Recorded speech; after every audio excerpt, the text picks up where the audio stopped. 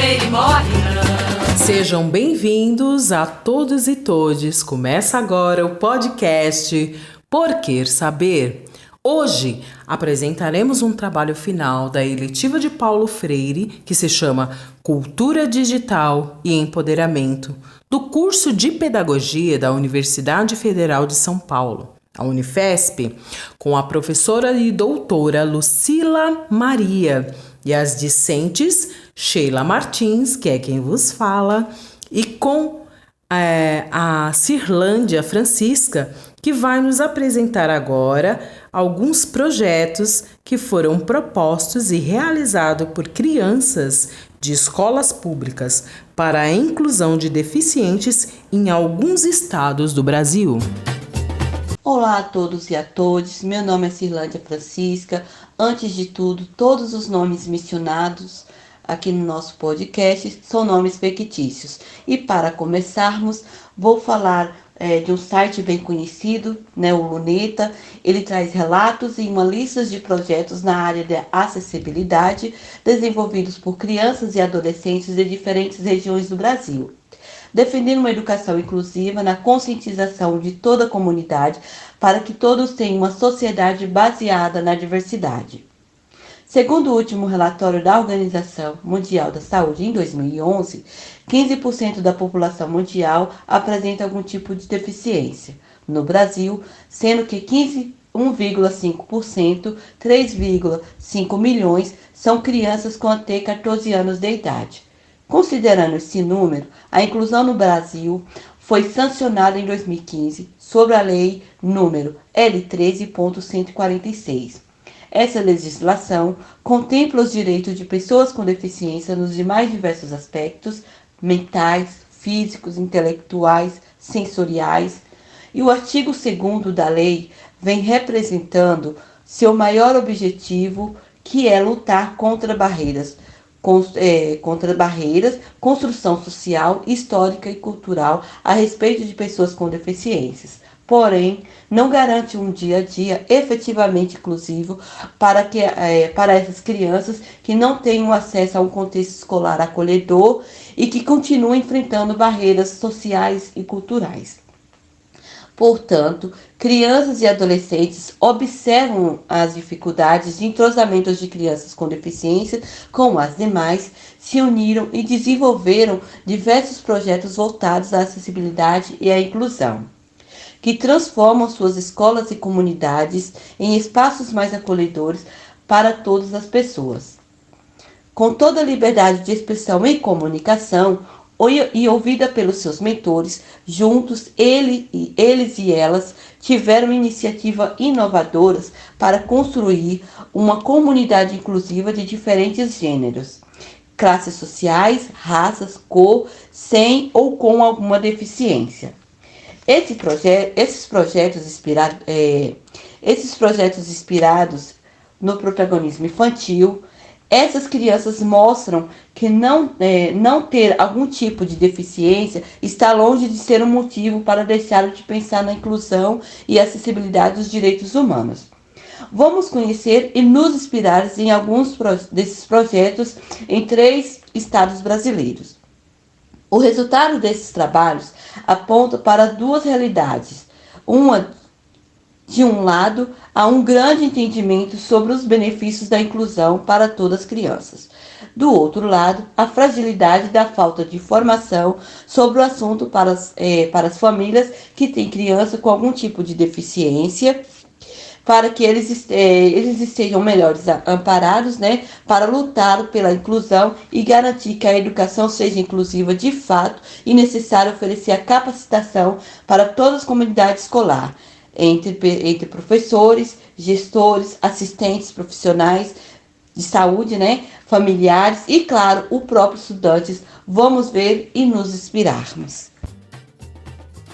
No Rio de Janeiro, o Adapta Rio, 3 estudantes cariocas, Pedro Henrique, de 18, Marcos Felipe e Joaquim Guilherme, ambos de 17 anos, desenvolveram uma iniciativa piloto de um parque acessível na Barra da Tijuca, no Rio de Janeiro, com o objetivo de democratizar o lazer para crianças com deficiências, construindo mais parques acessíveis em regiões de vulnerabilidade, via financiamento coletivo, com o intuito de expandir suas propostas para outros municípios com a ajuda de parcerias e ONGs.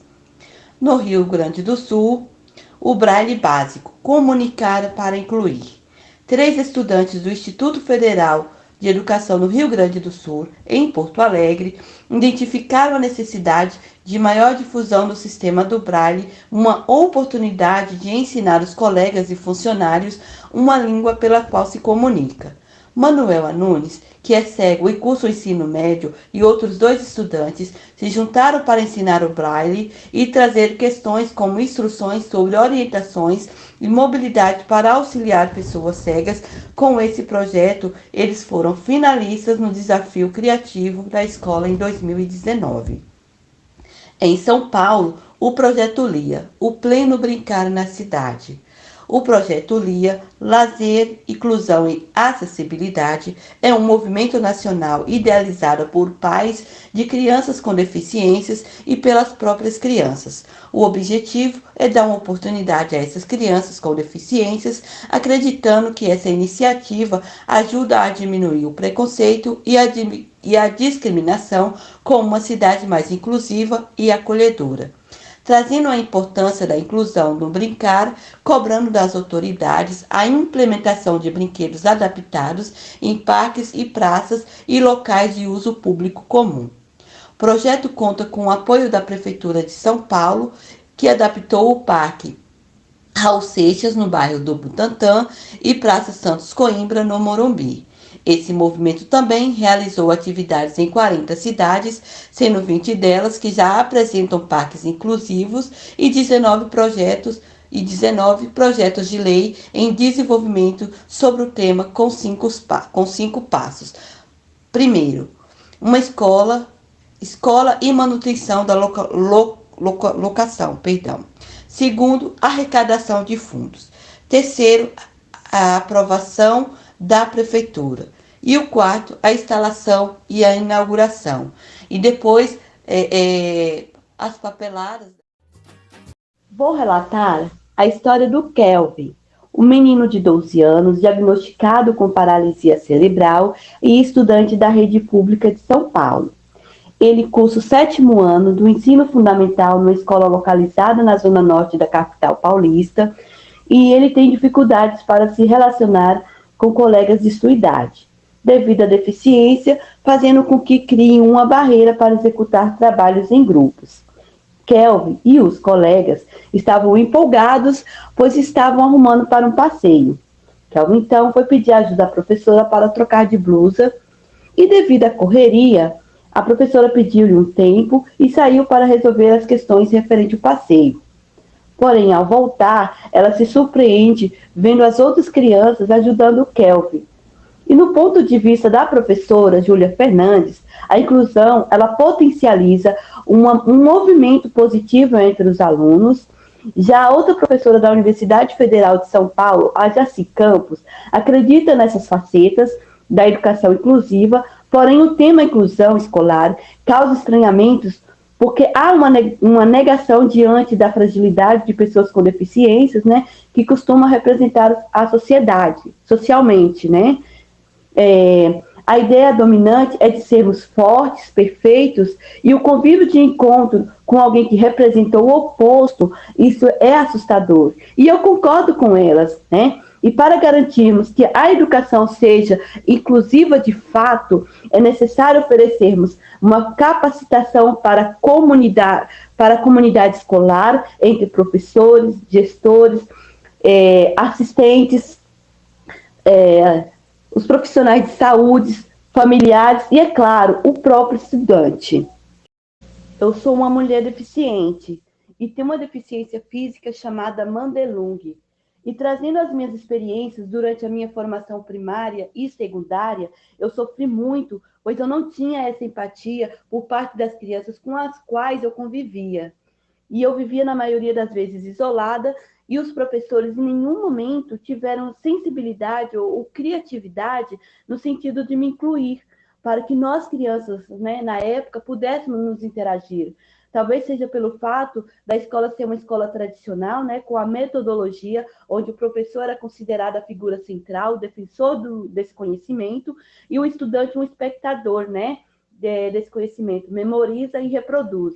E de acordo com Paulo Freire, na sua obra da Pedagogia do Oprimido, ele diz: não há uma educação sem amor. Amor implica na luta contra o egoísmo. Quem não é capaz de amar os seres inacabados não pode educar. Não há uma educação imposta, como não há um amor imposto. Quem não ama não compreende o próximo e não respeita. Que relato importante para pensar nas transformações que estamos buscando constantemente para a nossa sociedade.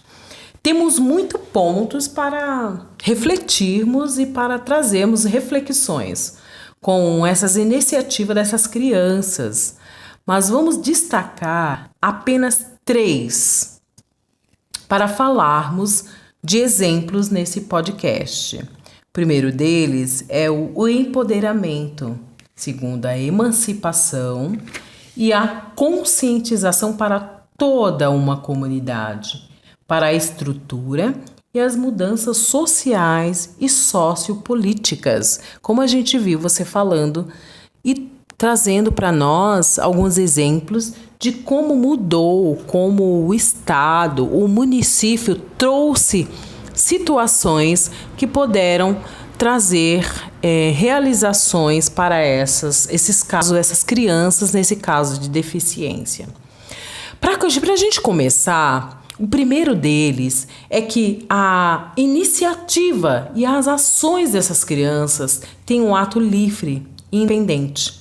Por exemplo, eles observam a necessidade que há naquele lugar e realizam atos sem esperar, por exemplo, de ninguém, né? Nem da comunidade escolar. Isso mostra uma emancipação social que nos faz pensarmos no empoderamento que trabalhamos com maravilhosos debates ao longo dessa eletiva. E a Ruth Vivian Ângelo Baqueiro, em um dos seus artigos fabulosos, aliás, ela é uma doutora e pesquisadora na educação de jovens e adultos e traz essa consciência crítica das relações humanas na sociedade em que a gente vive. Ela fala sobre ter esse olhar, esse pensar, esse refletir que não é o que é legal e o que não é legal. O que é legal e o que não é legal? Precisamos olhar e mudar essas situações. O que a gente não quer pra gente, a gente não quer pro próximo também. E a gente tira como exemplo o que esses garotos dessas escolas realizaram. Eles tiveram esse olhar, né? Para toda essa comunidade e mudar essa concepção, essa nossa consciência sobre esses conflitos que são reais dessa sociedade, nos traz esse empoderamento. O que é esse empoderamento? Segundo a visão de Paulo Freire, ela nos traz esse empoderamento, segundo a visão de Paulo Freire, que não se trata de um processo individual. Eu entendi, eu realizei para mim, né, por exemplo, e tá tudo bem. Não.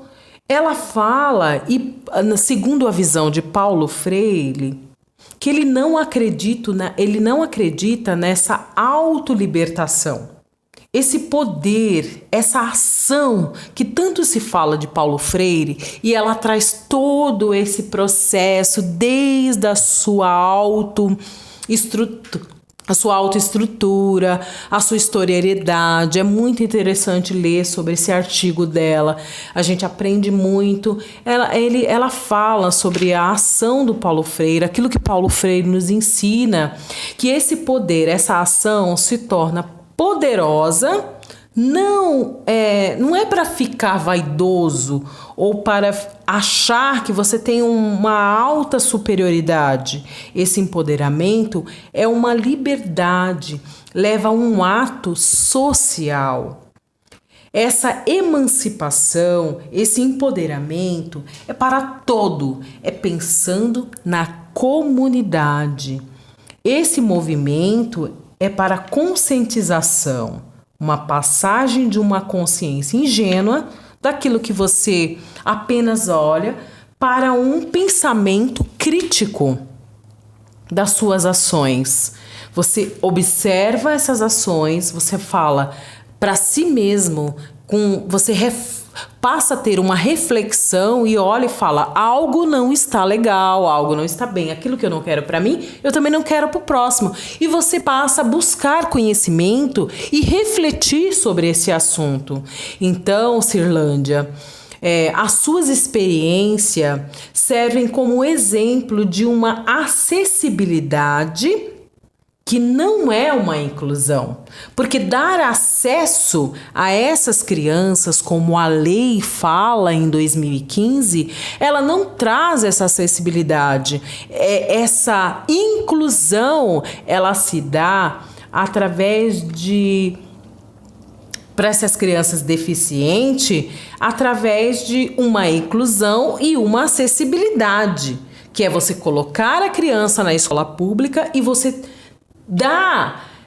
ter essa empatia, né? Como você falou, ter esse olhar para essas crianças e incluí-las dentro das atividades, incluí-la, ensinar as outras crianças a fazer parte, a entender que ela faz parte também de uma sociedade.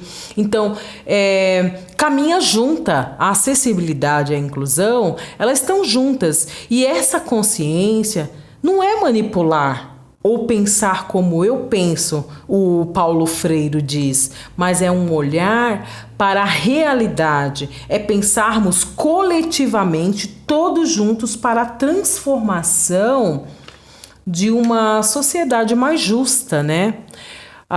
Então, para a gente vir falar e trabalhar mais a respeito dessa inclusão dentro das escolas públicas com crianças deficientes, a gente traz uma comunicação.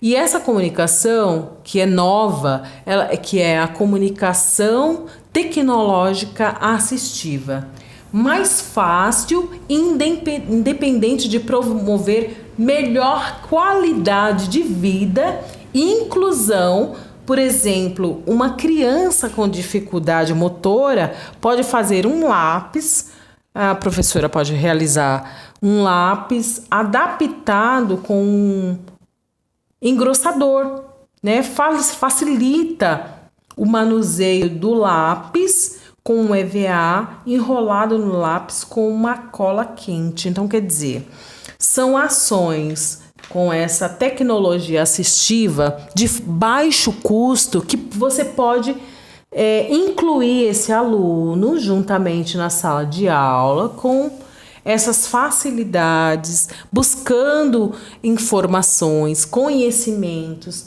para que a gente pode realizar um bom trabalho na educação pública com essa inclusão.